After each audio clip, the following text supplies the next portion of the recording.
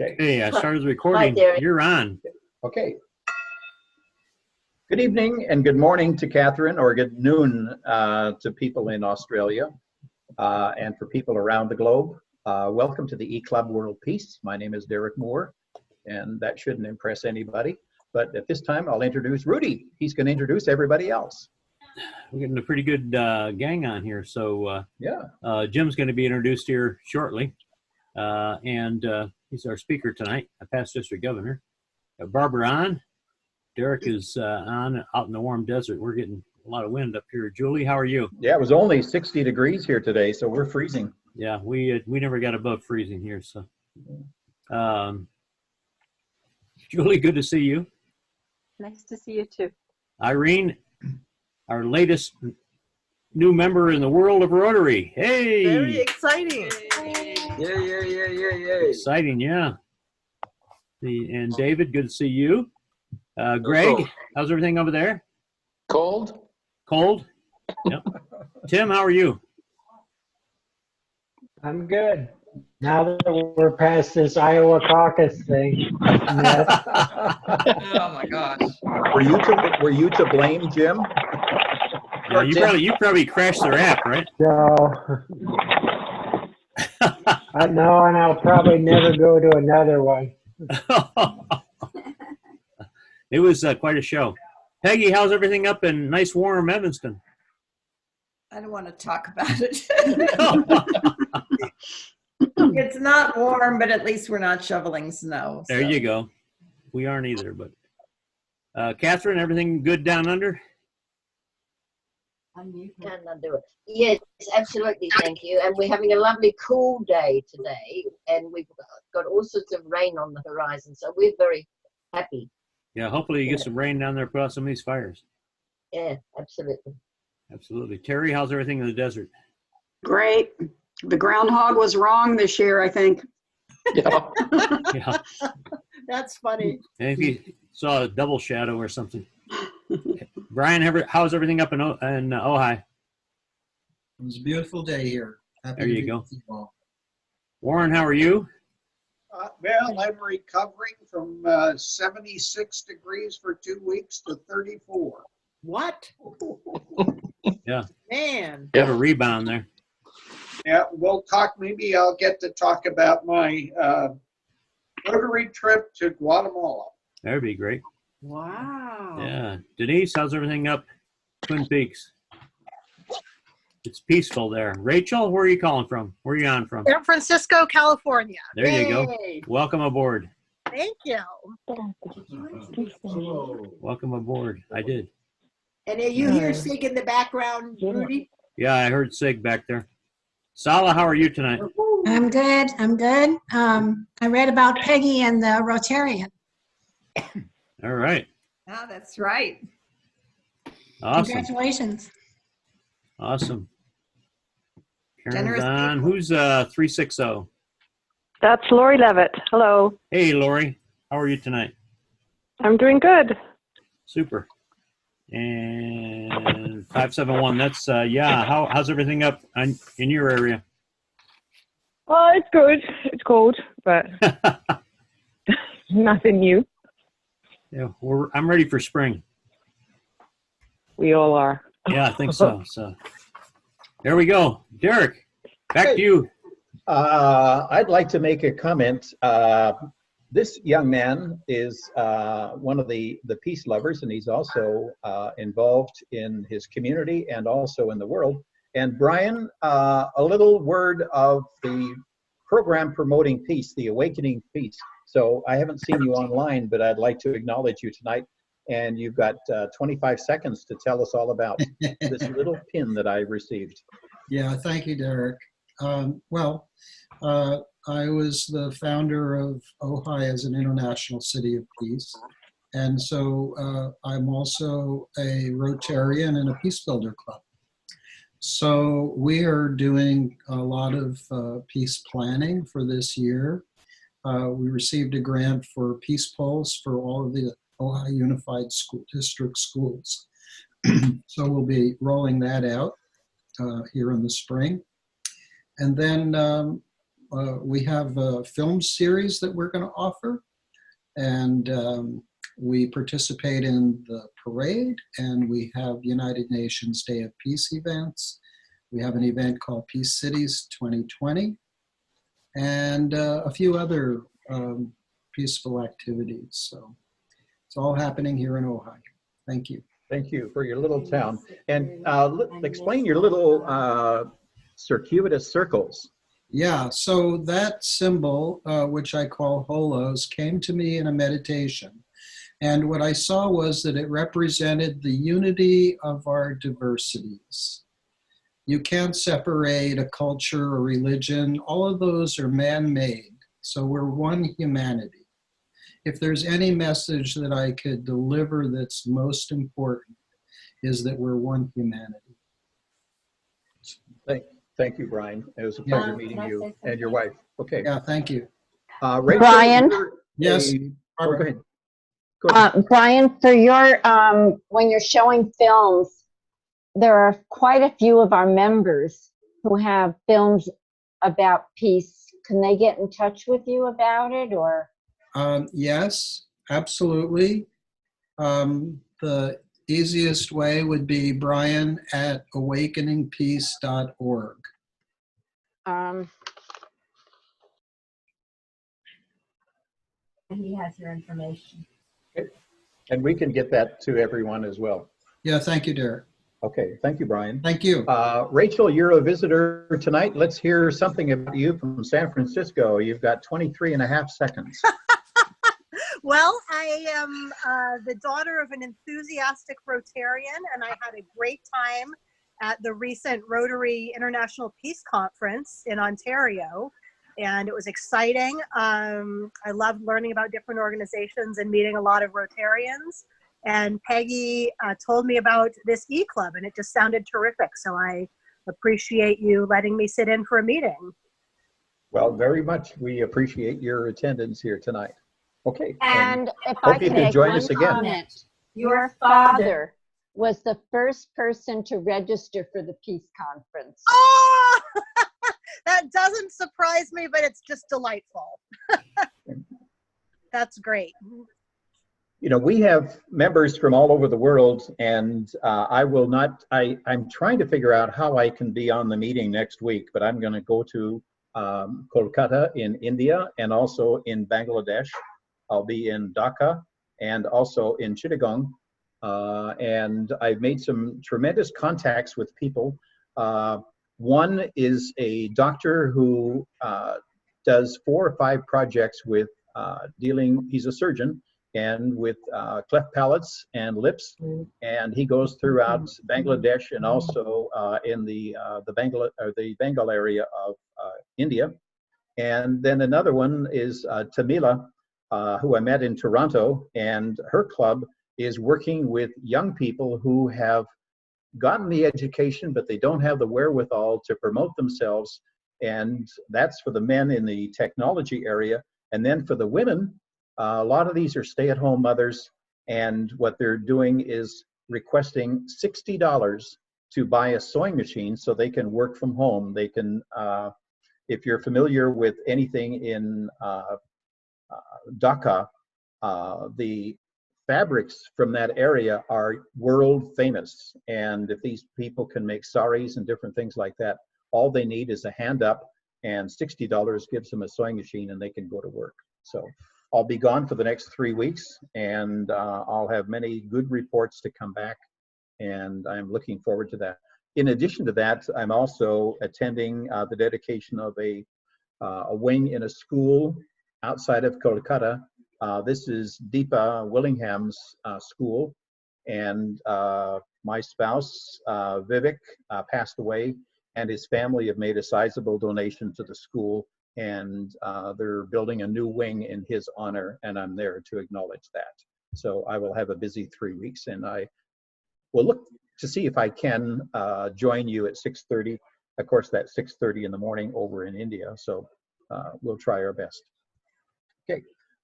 Anything else from our board members? Terry, our membership dues are due, and I'm assuming they're rolling in. Yes, and They have been paid. I mailed those in, so. Okay. And then we already acknowledged Elaine, who's in Ashland, Oregon. And she said, well, how can I become a Rotarian? David's already a Rotarian. Well, guess what? All she did was ask. And this brings up a point that when David's a relatively new Rotarian. And when we were meeting and having over breakfast in Ontario at the conference, he was mentioning about, visiting Rotary clubs. And I said, as a Rotarian, you can visit any Rotary club you want. And he's already networking with the other clubs in the Rogue River Valley in Southern Oregon.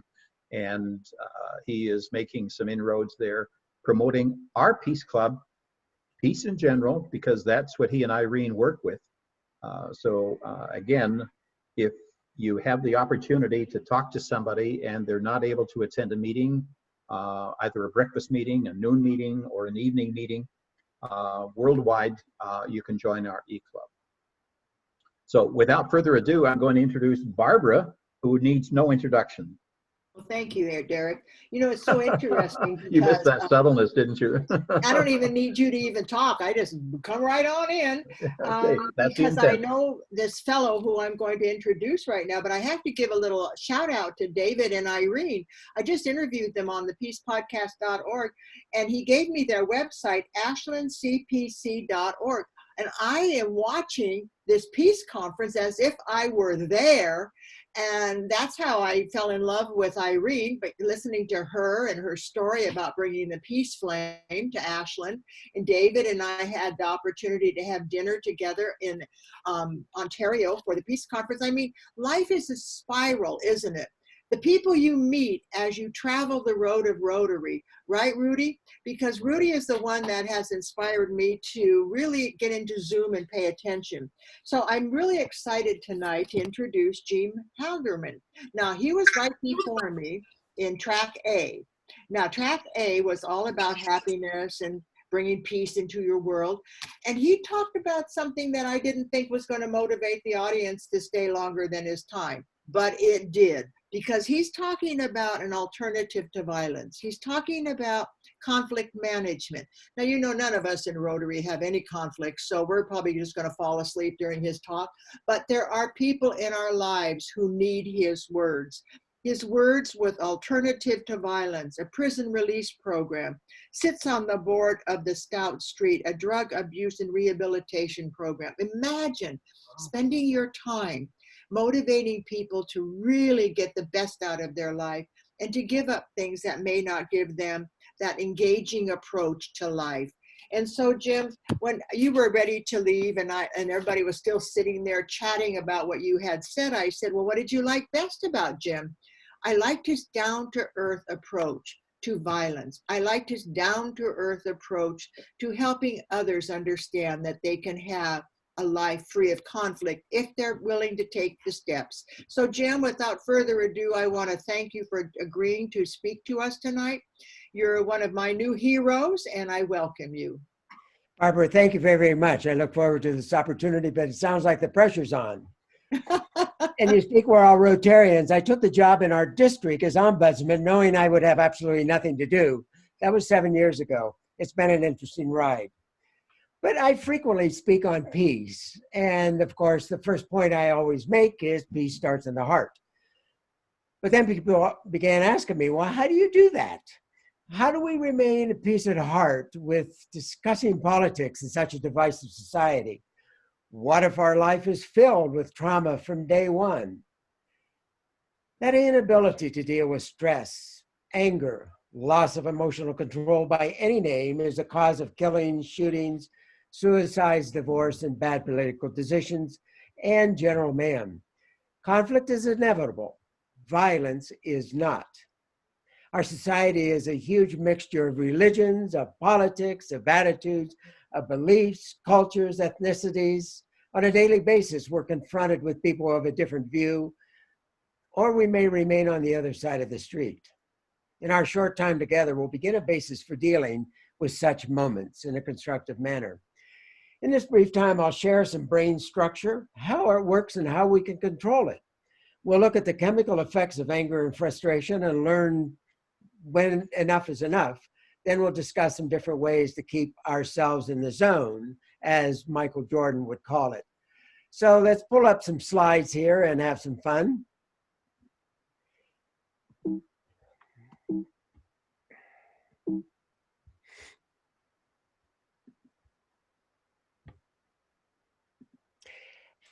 You know what I know is your smile, your kind words and your kind deeds start a ripple.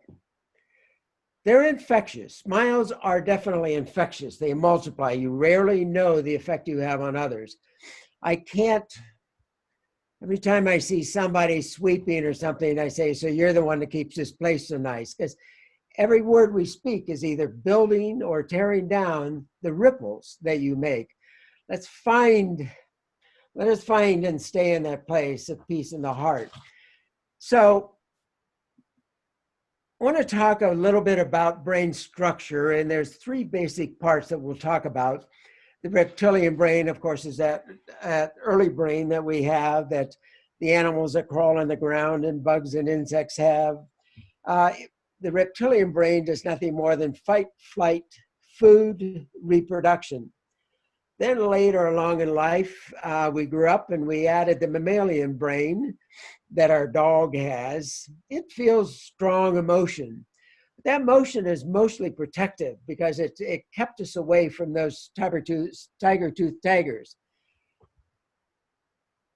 And it's the first to receive input, which we're going to talk about here in a moment. It's where most of our memory is located, and the ANS, the automatic nervous system, that controls all of our automatic body functions, keep us the same temperature and keeps the heart going and lungs going. We don't think about those things. And so it's the emotional, it's the action, it's the automatic nervous system. 2/3 of our brain is the cortex, the analytical thinking, what we refer to sometimes as the wizard brain. This is the green part is the wizard. The purple part is the lizard part. So we spend 98% of our time in that lizard part, and occasionally, even it's 2/3, but only occasionally do we get up to the wizard part.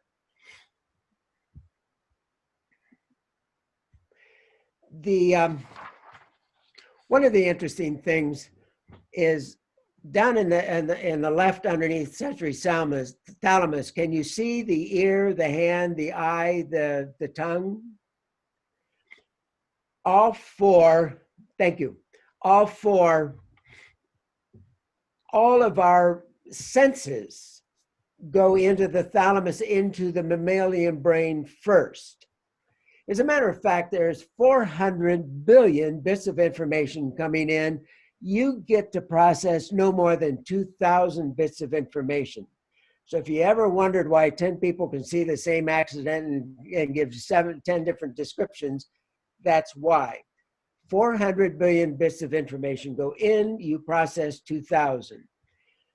We only hear 20 to 20,000 hertz or cycles per second. We see 430 trillion to 750 trillion cycles per second. That's our color range. All of the else is the gammas, the X-rays, the radio, your garage door frequencies. You don't sense any of that. You're not aware of any of that. So all of this information, but it's going in the mammalian brain over to the amygdala. The amygdala is our strong emotional response. The amygdala is learned from the 100 million years we've been upright to protect us. So it is watching out. It spends its time protecting us from any evil that may come around. Then it gets up to our thinking, the sensory cortex. So if you wonder why people blow off too quickly, that's why. It goes into the sensory, it goes into the protective amygdala before it gets into the sensory cortex. None of you are probably old enough to remember the 60s and 70s when there were laws coming out against the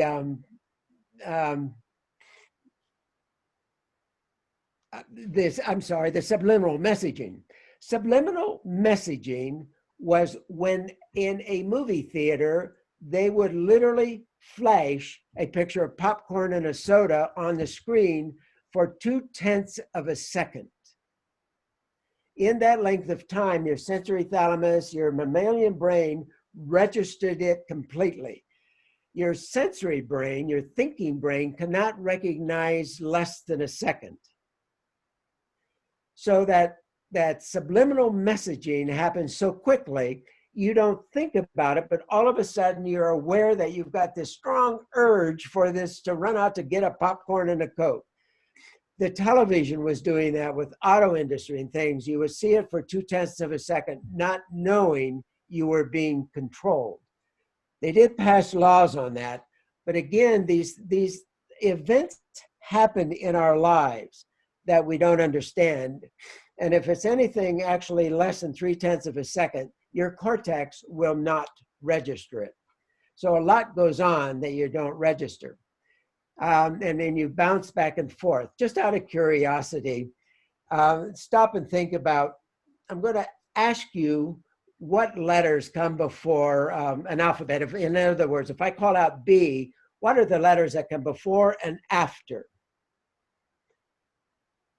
Now, if I ask you, what are the letters that come before and after Q, what letters do you come up with?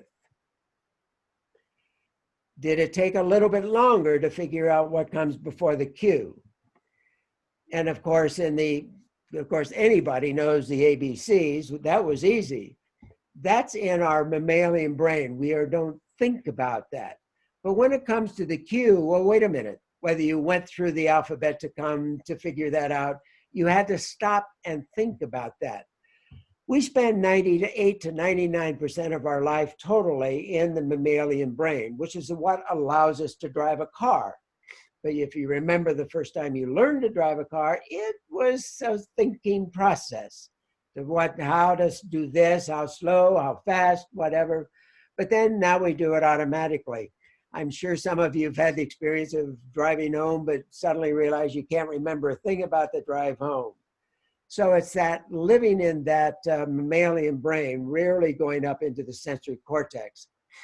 The mammalian brain is designed to protect us, and sometimes it does that even by lying, but we won't talk too much about that. Let's go on to another one so we can get some time to have some fun here.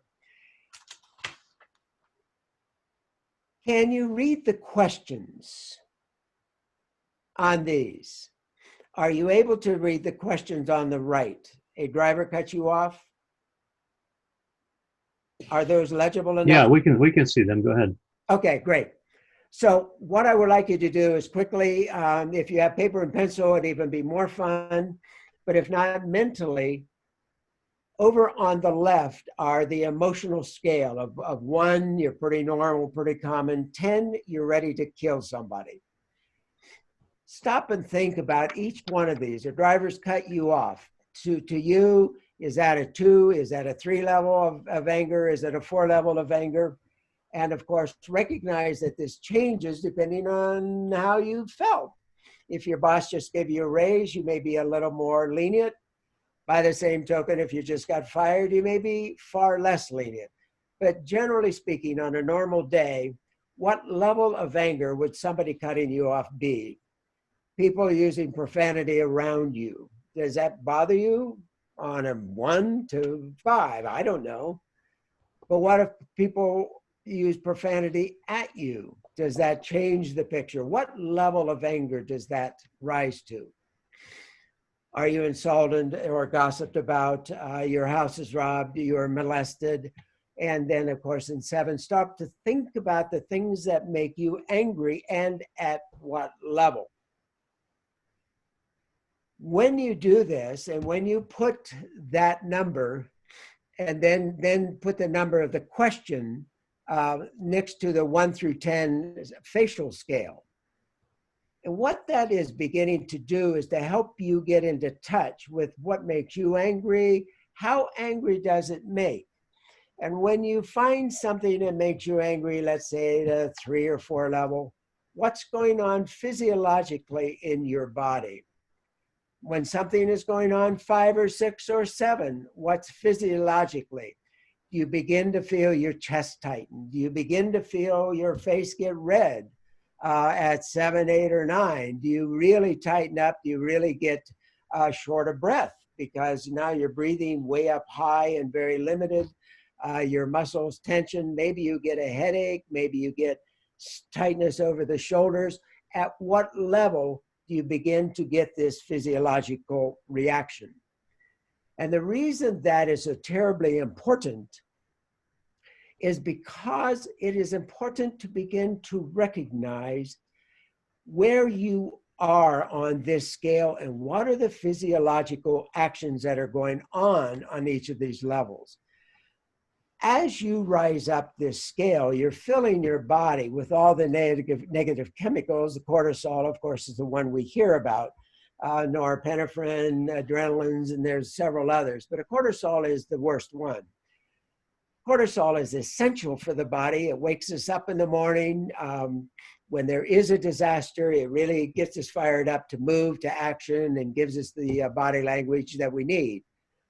But when we are just getting angry in a negative discussion, when we're talking politics, when we're talking sex, when we're talking anything that we're just uncomfortable with, we feel the tension rise. Or if these things are beginning to happen, we feel the tension rise. As we fill our body with cortisol, what cortisol does is pull the blood from digestive, from the heart, from the brain, and to our muscles so we can act. That is the fight or flight. It's pulling the blood.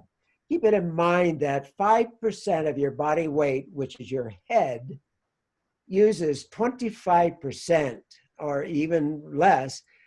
Your brain uses 25% of all of the body's energy.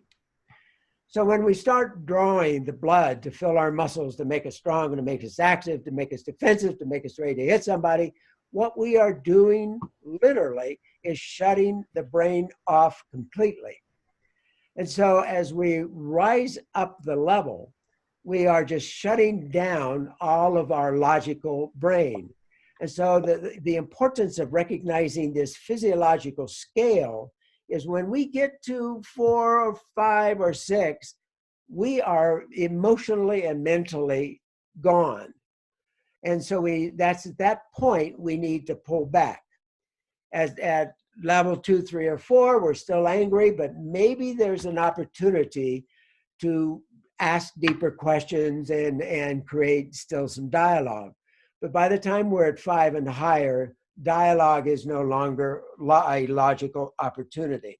So it's important to recognize this and what cortisol does. The other interesting thing about this, the brain knows no difference between thought and action. In other words, somebody just pulled in front of you, almost hit you, almost sideswiped you going into work, and you're just a nervous wreck. You finally get yourself somewhat calmed down by the time you get to work, you go in. Then you start telling your friends about that. You refill your body with cortisol because the brain does not know the difference. You're shutting down your brain again. And when we live in stress long enough, we literally will separate our mammalian brain from the thinking brain. You hear people say, well, we all get stressed. Stress is normal. Stress is every day. Everybody gets stressed. Well, no, they don't. And if they do it for a very short time and do not relive it. And they're able to control it, which we're going to talk about here shortly, how to do that. But it's so important to recognize, no, stress is not normal beyond a few minutes. My secret to life is next. Move on. Get over it. Next. What's next? Okay, this didn't work. What's next? Move on. So we need to learn to find techniques to move away, to move beyond that. And then the scale helps us recognize at what point we are no longer our logical selves. So how do we do this? Let's go into some techniques. Of course, deep breathing. We've all heard of deep breathing, but are you aware of the 4-7-8 technique? In fact, the 4-7-8 technique is taught by the military and many other stressful events. What we're talking about is you breathe in the count of 4, you hold for the count of 7. You breathe out on the count of 8. This will help you if you ever have to take a test, if you are having trouble sleeping, you're going into a tense situation. Do this 2 or 3 times only, and you will find your body relaxing. What happens is, again, we have two nervous systems running up and down our spine. We have the sympathetic and we have the parasympathetic. The sympathetic runs down and enlivens the heart, enlivens the lungs, enlivens the muscles, enlivens everything, gets everything going. The parasympathetic relaxes, sends the messages down to, hey, that's enough, relax, to calm us. Thusly, the importance of breathing in shorter than you will breathe out, because then you are left with a more relaxed, more calm. So the deep breathing technique, remember the 4-7-8. Nobody knows you're doing that, but it's a way of bringing you back into the room and relaxing you. Of course, relaxation is just nothing more than sitting down and focusing and visualize the most wonderful experience you've ever had. The greatest meal, the greatest time on the beach, the greatest time in the woods, wherever your special place is. Mindful meditation or prayer, we don't need to talk more about that. You're familiar with that. Question your belief. Where did we come from? What is our background? What is the logical response? Let's be logical. And to get into those, when we start getting emotional, when we start getting illogical, when we start feeling ourselves going negative, that's when this stop negative self-talk is a miracle. And this is one I use all the time. So when you find yourself in negative talk, negative self-talk, negative talk about somebody else in your mind, think the word stop. If you just think that word stop, that's what we call a pattern interrupt. It stops this automatic behavior and it moves us into the logical, to where we can then begin to question and doubt and ask ourselves, what is the best action here? So just that little technique, and quite frankly, I still use that. Maybe not on a daily basis, but all too often. And when I find myself thinking negative self-talk, I can't do this, oh my, how can I possibly get all of this done? And you know, stop, Jim, figure it out. One step at a time. But it helps you move into that logical spot. The rehearsal is a very powerful one. Any time in life you've had a moment with somebody, someplace that was negative, that's implanted in your amygdala. Your body will remember that. And your body goes into a protective mode whenever you go in front of that person again the next time, or into that place. You fear that place. And when if it's an individual, keep in mind 100% of your emotions are expressed on 100% of your body 100% of the time. You cannot hide your true feelings. So whenever you're coming to an individual with a negative uncertainty, level of uncertainty, we have to stop and rehearse. How do I see this person or this experience for the first time? How can I get myself in a different frame of mind or reapproach that? What was the negative experience? How can I reapproach that? And so it's just a way of preparing yourself mentally and physiologically to be more positive going into that. As I say, how do you see every moment of your life for the first time without your colored glasses of experiences, life's experiences? Count to 1. There's no need to count to 10. If I can get you to count to 1, keep in mind your thinking brain is 1 second at the maximum, unless we live on drugs. And then we've kind of made it a little bit worse, but that's another story. We can practice. Well, we're going to talk about that too later. So count to 1. All you have to do is count to 1 and move into that other place. Again, that's what we call a pattern interrupt. If you just count to 1, you move yourself from that emotional drama into the logical. Tie a string around your finger, mandala, note to yourself. Sometimes when I'm trying to change a habit, I'll put a little pebble, I'll put something strange in my pocket, And when I reach in and touch that something strange, it'll remind me, today I'm really working on this concept. Okay. When I'm working with a real individual that's an angry individual that has an anger issue, if they're a drug issue or something, or they're have lived in stress all their life or lived in trauma, it also helps with PTSD. Using the opposite hand for 24 hours or for 12 hours a period of time, but do anything opposite. Drive home from work a different way. Sleep on the opposite side of the bed. Eat your peas with your knife. What you're doing is forcing yourself into your logical mode. Count to 20 backwards occasionally, because you have to stop and think about how you do that. And it's just a way of reconnecting into that cortical, into the wizard brain, into the thinking brain. Doing these kind of techniques also helps with Alzheimer's. Anything that helps you activate your thinking brain also is a cure, not a cure, but helps prevent Alzheimer's. Stay in the thinking brain. Continue to challenge yourself throughout life.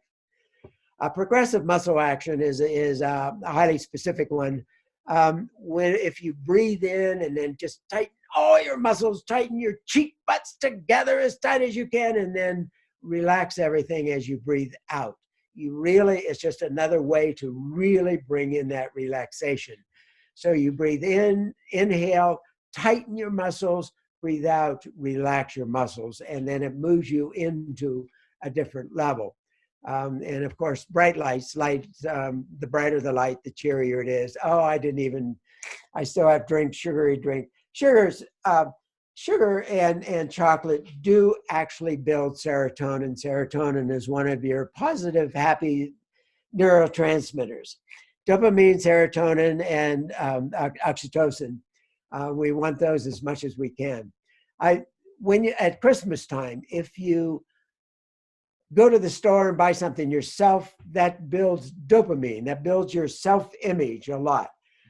All of your drugs antidepressant drugs, literally are a dopamine builder. But if you just go buy yourself, you build dopamine. If you buy something for somebody else, that builds the serotonin. But if you hug the person that you bought it from, that's oxytocin. That's your love neurotransmitter. So you want to do all of these things.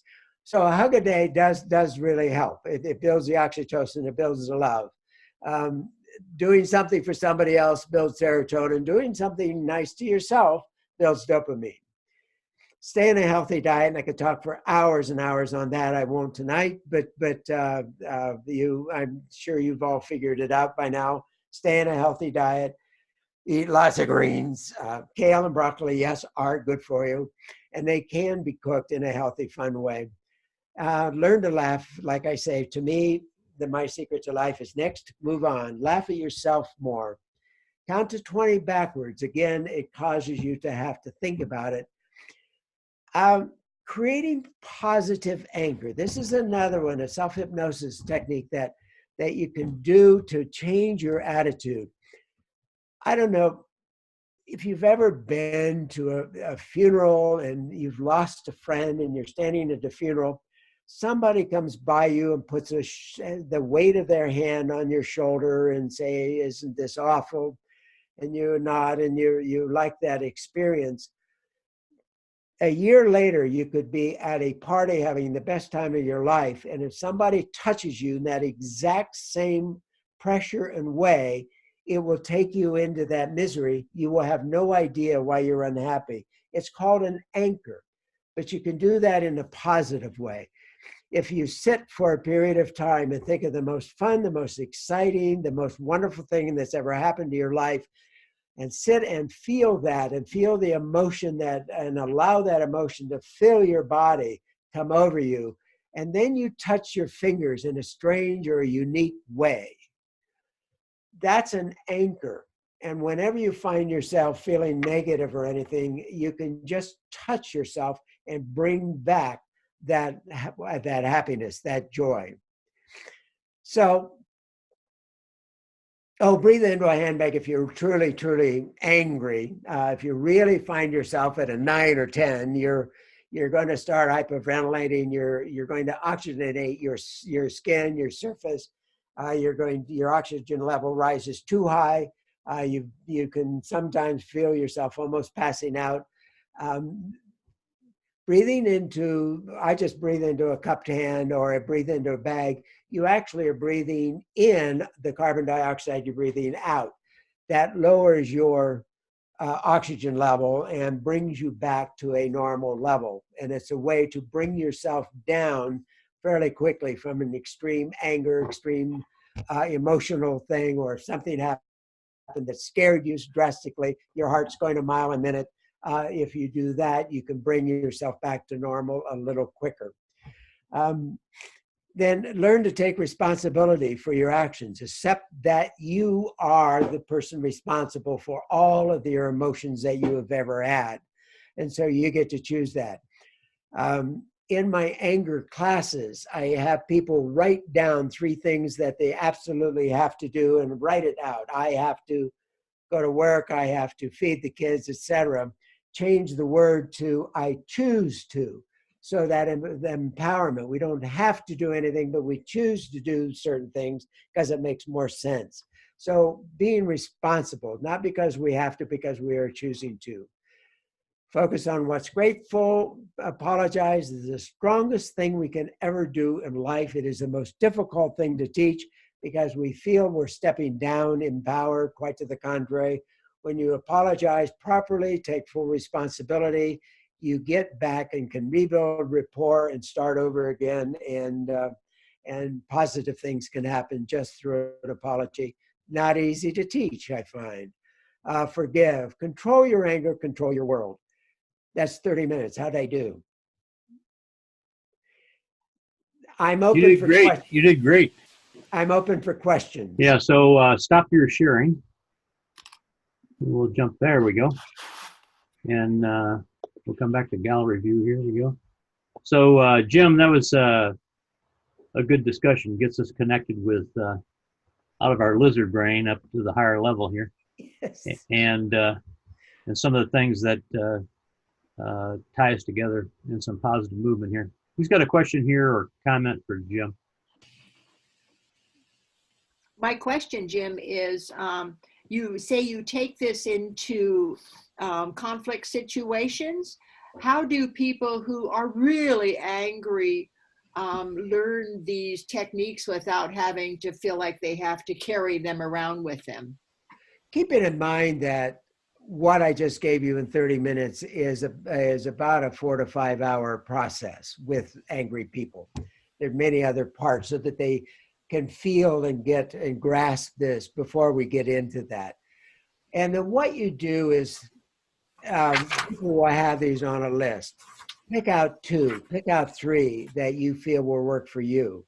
And again, it will also depend on who the individual is, how bad it is, how long they have dealt with the issues. If it's a drug issue that we're working through, then different techniques, then we use different techniques.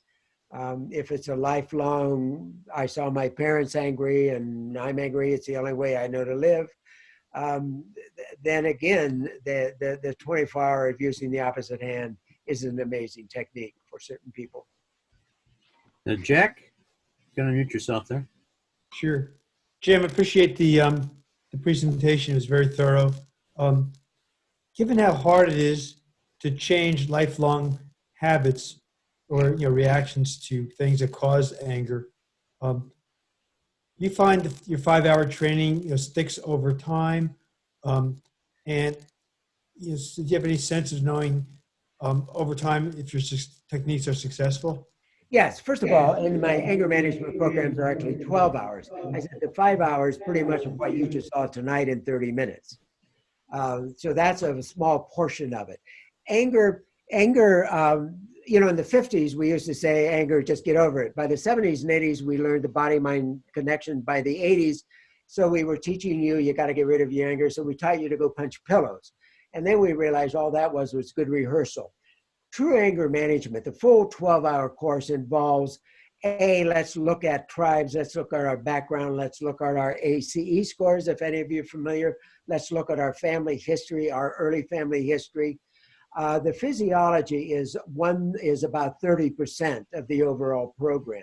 So about 5 to 6 hours on the physiological part of it, but about 5 hours on past history, tribes, and understanding where our beliefs and where we come from. Then the last 2 to 3 hours are just on basic communication skills. So this is on a true anger management course. It's a very, very small portion. I will do this as I did it, typically in an hour to 2 hours on an emotional control. You know, just for you and I, that every now and then we really get upset with some friends over a political issue. It's just, you know, I can't stand this guy. Well, this is designed to help you stand that guy and learn how to talk to him. I'm sorry. Now let's go back to the question. Did I David? answer your question? Let's see, one of the things that you had mentioned along the way, I just wanted to get back to, is around cascading. Today, the UN Secretary General made a State of the World, and part of which he said the current state of the world is defined by cascading challenges and vicious cycles that threaten peace and security.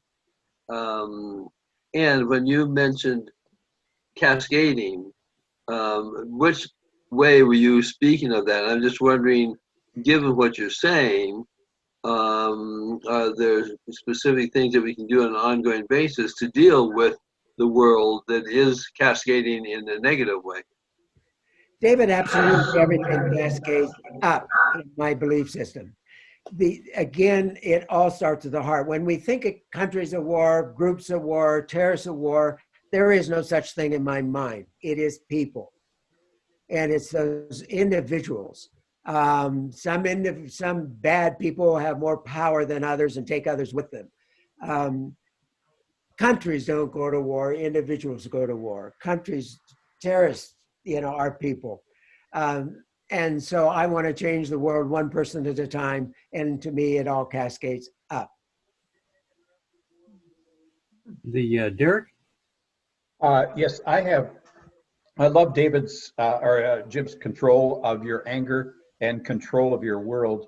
And over the last 35 years, I've been involved in a variety of management seminars where you try to instill in people the strength within themselves as opposed to the external factor. And when I find that I have people dismissing you, it's not me that is the lowly one. It's the person who is trying to dismiss me is the one with the problem that needs to be addressed. And it's not mine, it's them. And so what I do, I get so annoyed when people dismiss me because they either result in a competitive nature, but yet at the same time, I want to make them look good, not to undermine them. And somehow people are afraid to speak up. But I love your situation where you had your banner, control your anger, control your world, and control yourself. Yes. Appreciate it. Thank you. That's good. What else do we have for Jim? Warren, you got your hand up? I do. I think this was probably the most useful program we've had in a long, long time, and thank you so much. I thank you for that. Super. Catherine? Jim, really appreciate your talk. I live in Australia, in Queensland, and I'm exploring, have been for a while, using virtual reality for training purposes. Have you had any, an introduction to virtual reality being used for training? And do you see it as being relevant for your course? It's becoming essential. To answer your question, no, I have not. Many organizations I work with are doing more and more of it. The medical world, the psychological world in every way. I work with JCMH, Jefferson Center for Mental Health. It's a very large county mental health organization, and they're doing a lot with virtual. I am looking at how do I do that. I am so accustomed to the face. I want to read your body. I want to read your face. But again, you know, the technology today is pretty phenomenal. The answer to your question is no, I have not. Yes, I'm looking at it. And yes, there will probably be a time when we will, because it expands the opportunity. There's not enough mental health people in the world at all, anywhere. This is a way of expanding this opportunity very effectively. A lot of people now, again, when we talk about real anger management, what I find jokingly is nobody has an anger problem. Everybody's anger problem is somebody else causing it. So the anger people that I'm dealing with mostly are court-ordered or they're forced. Now mostly a lot of spousal order. The wife says you will or else. So I tend to have captive audiences. But that same thing can also work for court-ordered because they have to be there. And so that is a possibility. So Arthur, you unmute yourself, Arthur, and then we'll jump over to Dennis. Yeah, it's just so important to be hearing you talk about brain function and how it relates to conflict resolution. And I have one larger comment and then one very minor one. First of all, I'm very interested in how you communicate this to children.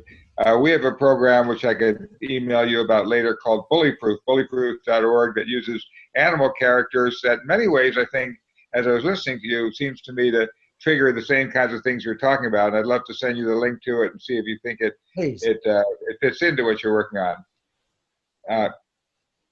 Go ahead, we'll say with that first, and then I'll ask the little question. Oh, okay. The big question, the answer here, no. I have intentionally avoided children and youth for one reason. First of all, keeping in mind the word anger does not show up in the DSM, the Diagnostic Statistical Manual for Mental Disorders, the Bible to the psychological industry and the insurance industries.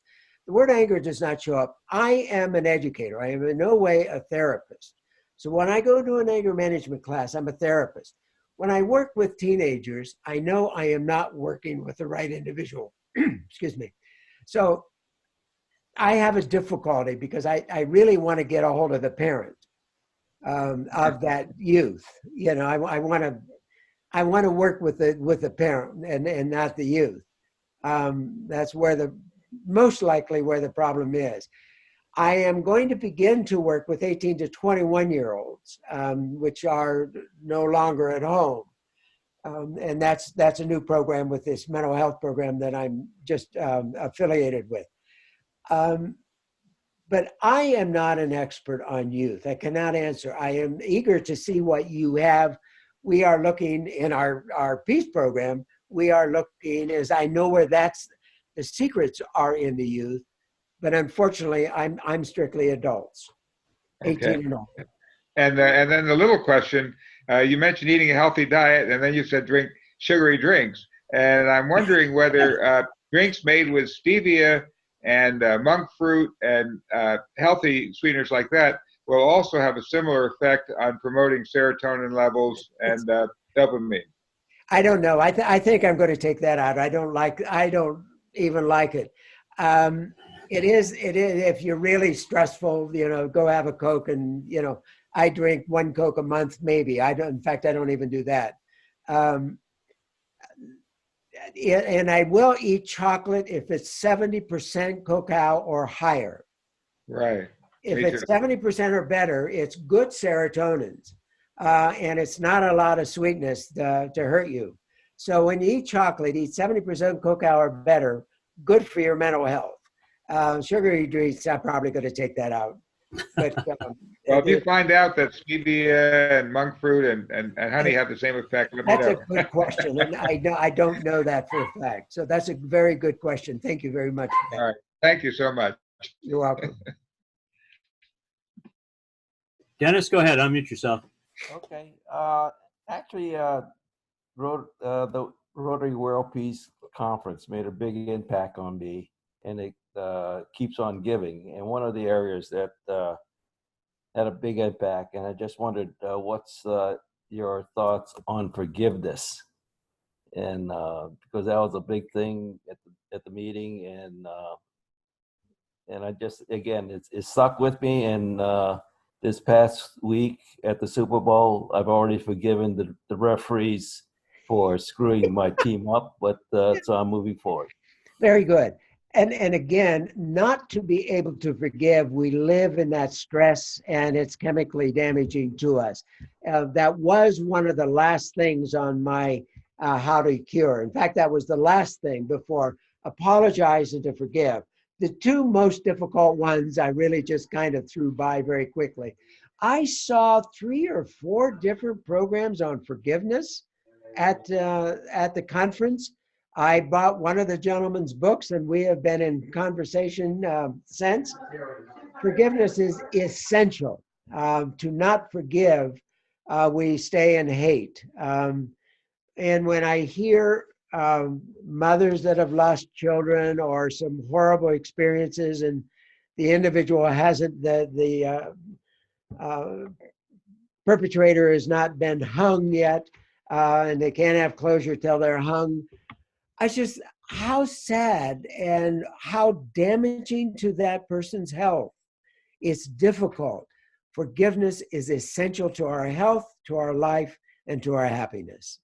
Thank you for that question. Jack, do you have another question? You have to unmute yourself, Jack. Okay. Hey, Jim, Yes. when I think about anger management training and classes, it's often or typically reactive. You're reacting to somebody's behavior.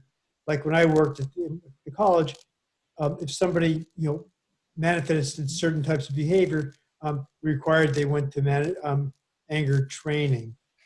Given what it seems like an increase in people's use of anger in destructive manners, is there ways of being proactive so we don't have the negative consequences of people acting out in anger? Jack, that's a wonderful question. That's exactly right, and I get that a lot. So I get this angry person that comes in, and in fact, this is why I don't work with children. Then they have to go back to the parents that made them angry to begin with. But now the employee, you send it back, and the boss. This is why I don't do what we call conflict resolution. I love the power of anger management. Let me give you the skills to communicate differently with that angry person. Let me give you the skills to approach that person in a different way, not being subservient, but there are many different ways that we can approach it differently. Let me build your self-confidence to have the confidence to ask the question. So sometimes it's a self-esteem issue. Can we give you the self-esteem to ask the tough question? There are bad bosses out there, no question. So how can we work with them, around them, or at least save yourself? I work with the individual. So A, build self-esteem. B, learn how to communicate in a different level, in a different way. And again, that rehearsal, I love to have a half hour talking about just that, because we have these negative experiences with this individual.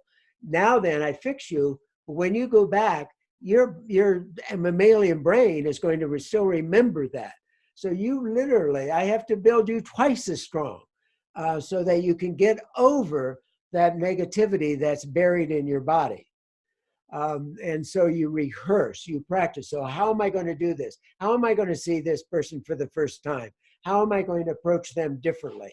And how am I going to show that now I have self-esteem? So there's a lot of these pieces and parts that are required.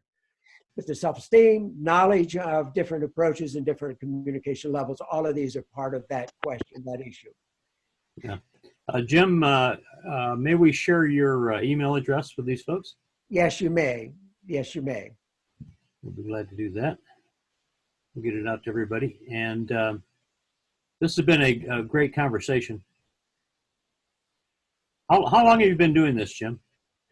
About 24 years now. Oh, you're pretty new at it then. I am. What? I keep hoping to catch on sooner or later.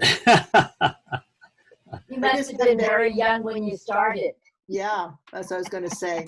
Thank you. One thing, Jim, you know, I wrote the book with Mark Fowler and Noel McDonald on revolutionary conversations. And the first step is to stop, just stop. And we found that if you stop, like at a stop sign, you stop before you go forward until it's safe. And it's just a simple little stop that moment. And I think you were alluding to that several times. And I wanted to thank you for that. You're welcome. Yes, that's very powerful because that stop moves you into a different brain, and then you become more logical, and it's excellent technique. Where do you live, Jim? I live in Lakewood, Colorado, suburb to Denver. I live on the west edge of Denver, which puts me 1 foot in the mountain and 1 foot in the city, in the plain. What years were you district governor? In 11-12. 11-12. That's 2011 and 12. Right. Yeah, I didn't think it was 1911. So. That's great. Is that Steve Wallace? Yeah, I was a few years behind you. Was Steve Wallace in your class? Yes. Yeah, Steve was from our district, 5330. So. Yes. It's good stuff. Well, I think we're coming to the end of the hour. Jim, I really thank you for sharing, and great job. Keep up the great work, and we appreciate your contributions to the Peace Conference and to our club tonight. Catherine, you got your hand up on there. Yeah, just I'm not seeing Jim's email. Are we getting it somewhere that I'm not seeing? Share it out loud, Jim. Jim Speaker at Comcast.net. So it's Jim Speaker. That's how I use it. Yeah. Yes. Jim Speaker. Speaker. Can you That's type the that, easiest please, one. Rudy? Whoop. I can type in here without. Jim Speaker. At My Comcast. email is Dennis .net. .net. There we go. Yeah. Jim, as president of this club, I'd like to thank you. And somehow we were in sync. This is 15 to 20 or 30 years ago when I was doing management seminars. And one thing that I discovered was in a management philosophy, when you have a superior and a subordinate, and when you all of a sudden feel this strength from below, you end up coming down to their level again. And instead of both of you merging upward, you both grow. And somehow many management people are so, excuse the expression, head up their rear, they are not going to let somebody push them, but if they allow them to grow together, there's strength there. And so many times, as I mentioned before, if I were 50 years old, I would love to be doing this again, but I'm not. I'm 80 years old, and so I speak up and I help the people who can't help themselves. So good work, Jim. Keep it up. Don't let anybody push you down or push anybody else down. There's just people who are insecure, and they're the ones that are demeaning to the people who need that support up and the strength to grow. So thank you for your presentation today. You're most welcome. Thank you, Derek. Thank you, Jim. You're an admirable person, and I appreciate that. And just as another reminder, as a Rotarian, it is not a 1 week project, 1 hour a week project. It's live the life of Rotary. And in my particular circumstance, I'm off for the next 3 weeks to India and Bangladesh and working with people with cleft palates, people who are coming with educations and they don't have the wherewithal or the computer to be able to generate a job for themselves, or the women who are at home and they don't have the tools. And somehow for $60, you can give that woman a sewing machine so that she can be a productive member of society. And if anybody's aware of the circumstances in Dhaka, how the fabric industry is based there. And so all of the saris and everything else that are coming out of the that part of the world are based basically in India and in Bangladesh. So please, please, if you have an opportunity to support people, and step out of that hour a week as a Rotarian and be a Rotarian. Great. So thank you for your presentation tonight. And I'm sorry if I'm blunt, but I get so upset when I hear people, you know, Rotary is not supposed to be political, but as I go up the chain in Rotary, Rotary gets pretty thick. And somehow, if you can cut that crap, you can be a member of society that is productive for Rotary. So titles are titleitis, and titleitis are a fatal disease. So don't come down with one of those. Thank you. Thank you. Good night, everybody. Sorry for my little soapbox. I'll meet you for the next 30 weeks because I'm going to be over in Asia. So tense up, everybody. Live your life for somebody else as well as yourself. Good night. Yeah, good night, everybody. And spring will be here before we know it. It's going to be, it's actually going to be sunny and warm and hot. Right. I feel it's coming. Ever put you down. If somebody dismisses you, stand up and spit them in the lip because they are so insecure in their own environment. So do it and do Derek, yourself a favor. Be strong. Good night. I want to share, Derek, you reminded me of Mahatma Gandhi. You know, he did it with a spinning wheel. You're doing it with sewing machines. There you go. Thank you. Okay. Cool.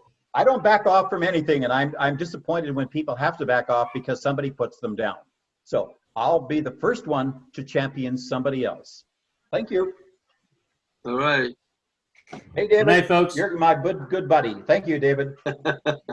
Irene, welcome to the club. Beautiful.